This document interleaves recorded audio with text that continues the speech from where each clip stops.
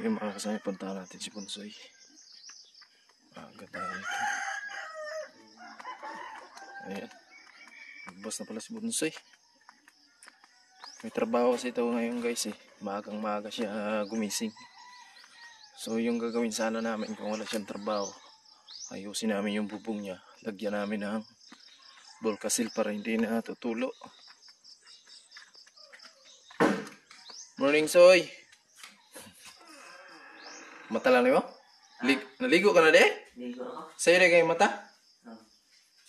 Ito, isang oras na kayong mata de. Sa'yo mo ka naligo. Ha? Isang oras na kayong mata?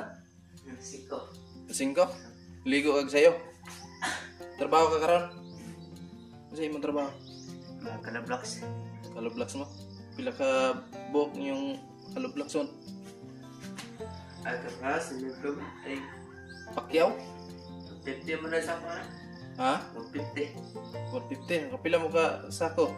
Agapon, nakalimod eh. Nakasugod ka na gapon no? Ha? Nakasugod ka na gapon. Pagkaloblocks. Sa ikaw pa mo? Si Gambak. Sumbak? Kasama niya mga kasama ni Sumbak. Nagkaloblocks daw sila kahapon. Wala mo niya. Soto to ka rin soto. Hanggang 8 lang mo? Okay. So lalagyan natin. Ato lang putangan. Volcasil naroon din ang mutuo no? Napa mo tayo yung Volcasil? Dahil. Pwede man to siya eh. Hindi tayo mo, pilit? Pilit siya na. Ayaw mo to.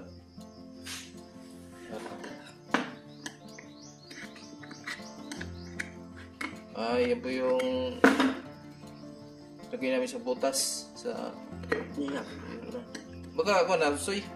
Kasi ko na ba? Kanang expired na. Okay ba to? Ito expired guys, no? Gamit pa natin to. Kasi pag malakas yung ulan, bumabaha kasi dito sa loob sa bahay ni Bunsoy. So ang gagawin namin ngayon, kasi may trabaho pa naman siya, hanggang tanghali lang daw siya. So ayan, aakyatin namin yan.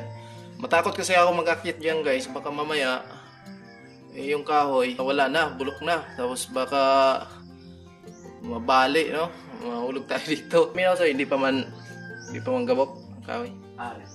Ha? Hindi pa. Pwede pa. Okay. Kadugo yan na, magabok na. Magabok na siya, kasi kabasa, no? Bakot mo na, arabos lang. Ito ka na. Hindi pa. Usang oras mo sugod? Ha? Alas 6? Pasal mo ganun kape. Palit mo ang kape. Tara. Palit yung kape. Araw mo ka na. Mo, sana? Mo kape ka na ba? May trabaho pa ba ka? Oo. Bibili daw siya ng kape guys. Ligo ko sa'yo eh. Ligo ko sa'yo. Dire ka na to. Iyakon. Dire. So, maganda yung kwarto niya. Diyan na tinatambak yung mga unan niya. Kung may bisita siya, yung pinsan niya or tiyain, pwede makaiga dito. Meron itong mga kwarto. Alright, so yung mga kasanay, marami pong nagtatanong doon sa ating ka-upload ng video. Yung kibunsoy, no, kung nasaan na daw si nanay, yung lula ng batang maguling. Si nanay po, pumanaw na mga kasanay. Ayun nga, nagkawatak-watak yung mga batang maguling dahil wala na sa kanilang mag-aasikaso, no? So sobrang natuwa na sana ako noon yung pag-uwi ng tatay nila, kasi meron nang mag-aalaga sana sa kanila, kasi nangako yun sa akin na hindi na siya babalik ng Maynila, alagaan niya na lang yung mga anak niya. Pero nabalitaan ko na nandun ako sa Manila na ayun nga, iniwan na naman sila, kaya nagkawatak-watak na naman sila, no? Kaya yung pag-uwi na naman natin ngayon dito sa Burias, so biglang pumunta yung nanay ng mga batang maguling galing ng Samar, kasi may pamilya na pala yon, may mga anak na, kaya hindi na talaga sila magkabalikan ng asawa niya. So saglit lang siya dito guys, walang isang araw, no? Umalis na agad, pero dinala niya si Rosalinda. Nangako siya sa akin na siya na yung magpaaral kay Rosalinda, no? So tinanong natin si Rosalinda mga kasani, nandun po sa video natin. So pumayag siya na sasama siya doon sa nanay niya. No? So sinabihan ko pa siya baka mamaya may isipan mong umuwi dito sa Burias. Napakalayo mga kasani kasi Burias to Samar, no? Hindi basta-basta makauwi ka dito. So sabi ko kay Rosalinda baka mamaya isang buwan ka pa lang doon or isang linggo, namimiss mo na yung mga kapatid mo, gusto mo lang umuwi, no? Hindi basta-basta makakasanay, kaya sana doon sa pupuntahan ni Rosalinda ay maging okay lang si Rosalinda, no? Sa pupuntahan niya. At ngayon si Bunsoy na po yung nag-iisa dito sa bahay nila kasi sabi ni Bunsoy hindi niya daw iiwan tong bahay niya, no? Kasi niyaya talaga to ng nanay niya kasi ayun niya talaga sumama. So ayan na si Bunsoy, magkakape na siya kasi may trabaho siya mamaya guys.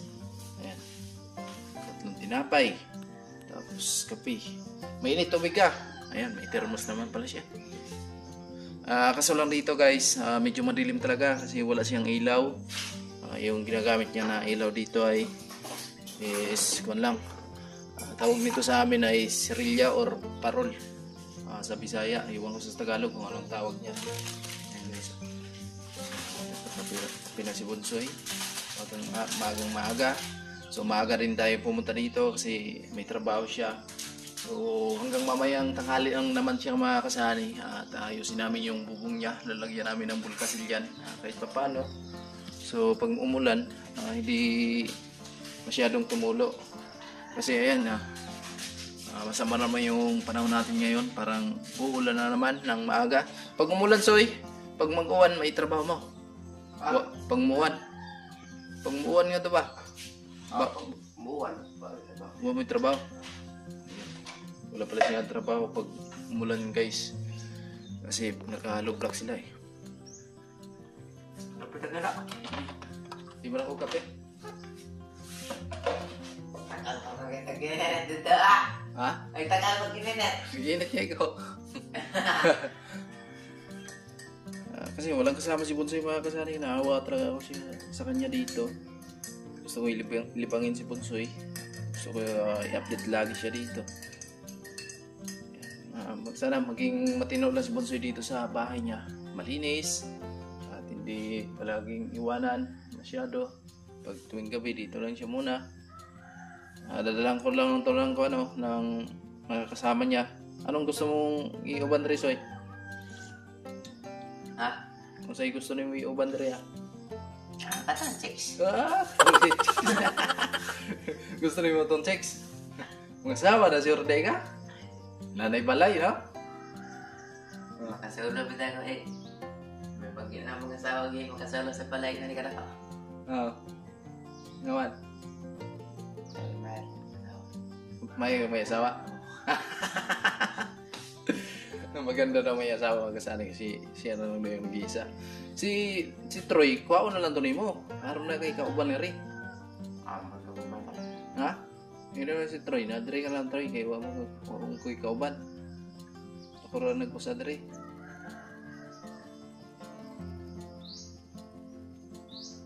Wala, dapat ang kinabago ta? Ha? Ano mo? Lolo ba may trabaho siya?